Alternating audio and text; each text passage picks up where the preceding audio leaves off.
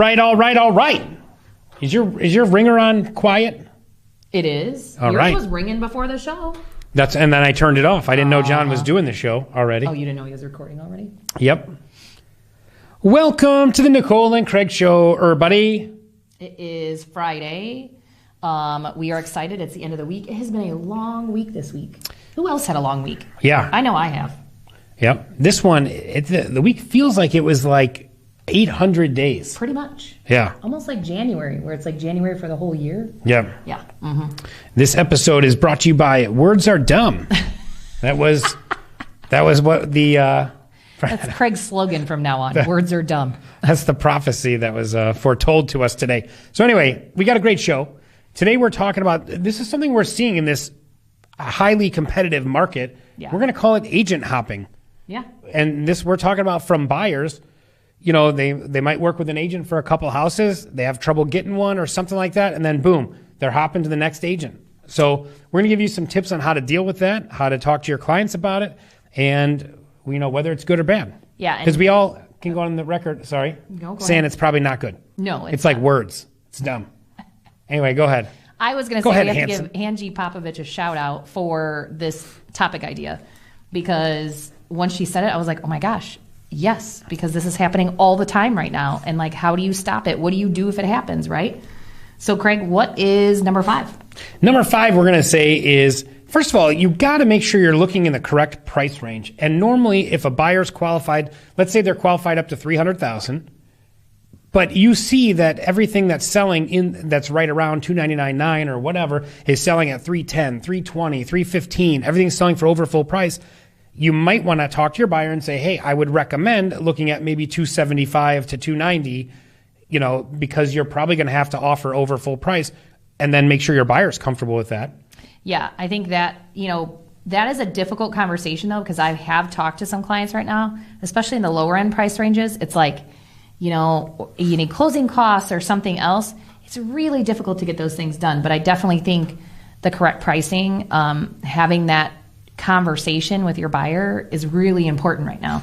You can't max out their budget because they're likely not going to get the house right now. Yeah. And we're going to talk a little bit more about that in a couple points, but I think that's clear for right now. Number 4, I like this one. This was Nicole's idea, and I think it's a good one. Yay. So we have self-reflection, but why don't you expand on that a little bit, please? So self-reflection meaning like, okay, if the buyer dumped you, was it something you did? Did you not respond quick enough? Did you ignore them? Did you say something that might have made them mad? There's tactful ways to say some of these things that we need to tell buyers. Were you too blunt? Did you not give them enough information? Things like that. So I think in a market like this, self-reflection is definitely something we all need to be doing.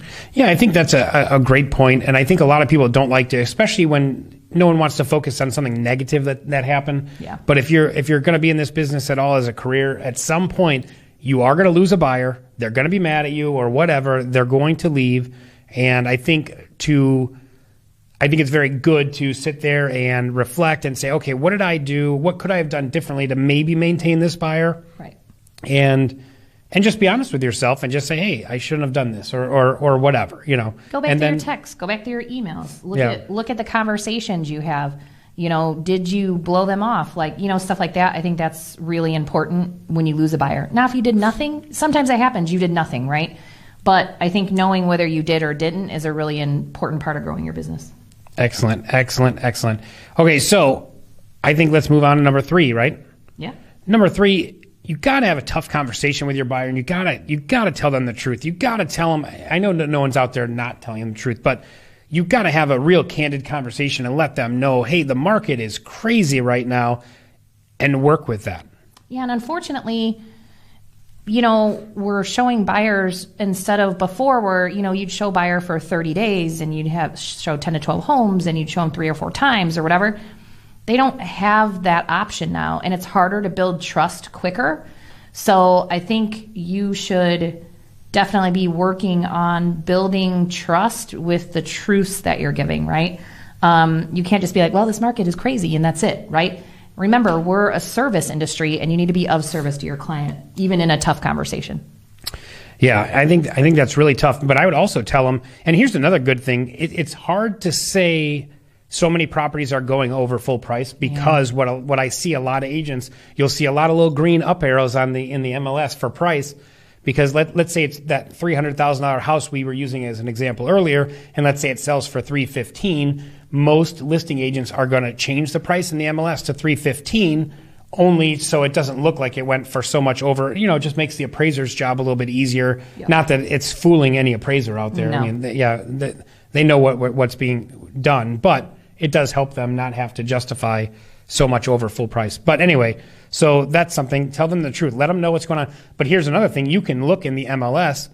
When you do a CMA report page, you can see the original price, list price, and sales price. So you can actually show that. I don't like telling my buyer anything that I can't go into the MLS and show them where I made or how I came up with that statement. Yeah. And I think, and that's part of getting them to trust you, right? Don't, show them the backup when you have that tough conversation, especially when it comes to price. Some people don't look at us as anything but used car salesmen still. They think, we're all in it for the commission. Anybody who's been in this business over 2 years isn't in it just for the commission. We can't be. Our jobs are too difficult, and, we actually have to care about the clients for longevity. But they don't know that because they don't know you. So giving them something to back up what you're saying is a good thing. Excellent, excellent, excellent. Numero dos. No, numero one. No, we're still at number 2. You should ask them if they're under contract. We didn't do that. Oh, yeah. No, you're right. I lied. All right. Yep. Sorry. Why'd you lie? I don't know. You just made a mistake. It's not a lie. I made a mistake, yes. Oh, she made a... I'm actually more surprised she said that. I don't know if I've ever heard her say those words. But anyway, okay, yeah. Here's one thing, too. If someone just came to you and they kind of know what's going on, like, we know the market's hot, they're not, or are a first-time home buyer. I guess that doesn't make a difference. But when they know too much, they know the contracts, they know that they're going to do an office policy. I've seen a few houses. Yeah, I've already seen that one or whatever. Made some offers, stuff like that. Maybe those are like red flags that I might want to say, hey, wait a second. Are you under contract with another brokerage, another agent right now? Have you signed any? And I wouldn't say are you under contract, because some buyers just think if they made an offer, it did not get accepted. They think that that's all they're tied to that agent. Right. And agents sometimes throw buyer agency agreements in there too when they're having them sign the office policy and the rest of the contract. So it's something that you probably should ask. You definitely should always ask, are you under contract with an agent? Yeah. Do you have a buyer's agency agreement, right? Because we all know sometimes, buyers rely on us too heavily to explain the paperwork that's going on. So if you're saying the exact form, they may think, oh, maybe I need to go back and look at that, versus they just signed everything and never looked at it. They don't even know. Yeah. So it's good if you're getting those red flags to make sure you're asking, because you don't want to be in a commission issue later. Excellent. Yeah. I agree. That one's pretty simple.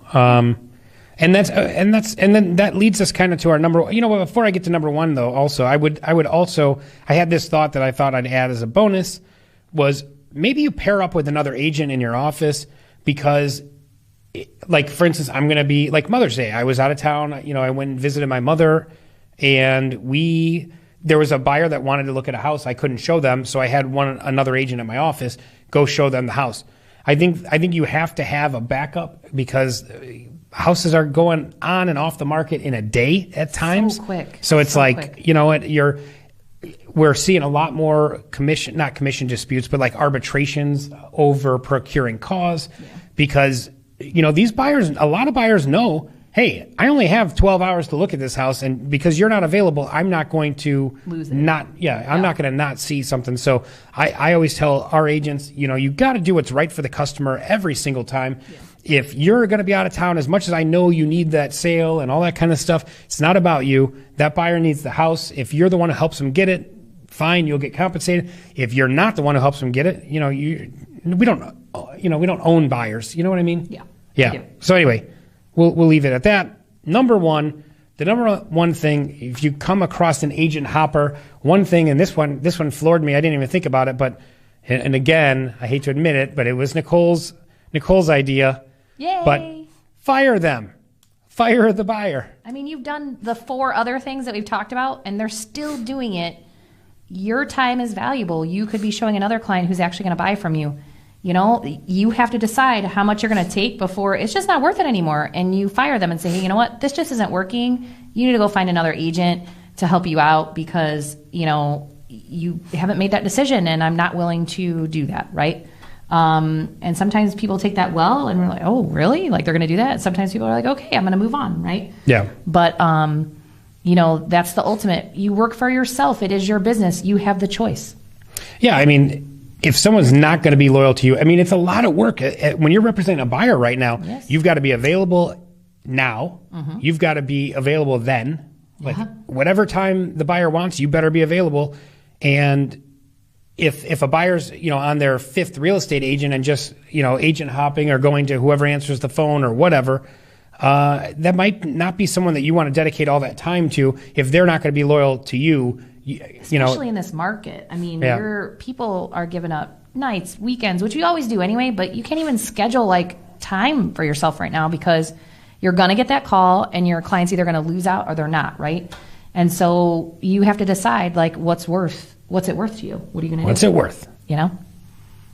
All right, everyone. I think that's You really drank a whole cup of coffee and you're really this subdued right now?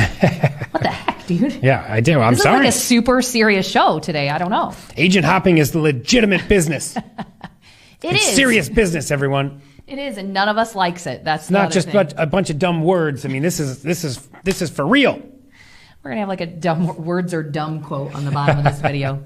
And just so you know, I did ask John to zoom us in a little bit. We're gonna get some crazier backgrounds. I feel like it's kind of right now. So we're gonna work on some of that and see. So if you guys have any suggestions for backgrounds that you'd like to see, we'd be more than happy because John's asking us, and we're like, I don't know. I want to go with a cage from the Tiger King. That's what I want to be. That one's actually a good one. I like it. John, you could use that. You could use that quick. You can have one's beating my head a tiger come back. And he's like, oh, yeah, something like that. Anyway, thank you guys for watching the show. As always, yep. Share it out for us, yeah. Please. Yeah. Our YouTube channel's up to date, podcasts, all that other stuff. You can listen to us in the car while you're going to showings if you can't hit the video. John, what are we on? Insta Spotify or Insta who? Where are we at? I think we're on Spotify. Instacart. He's gonna post the links up at the top. Postmates? Something like that. Yeah. Yeah. I don't know. Somewhere. Not Postmates, no. All right, guys. We'll see you next week. Thanks for watching. Thank you. Bye.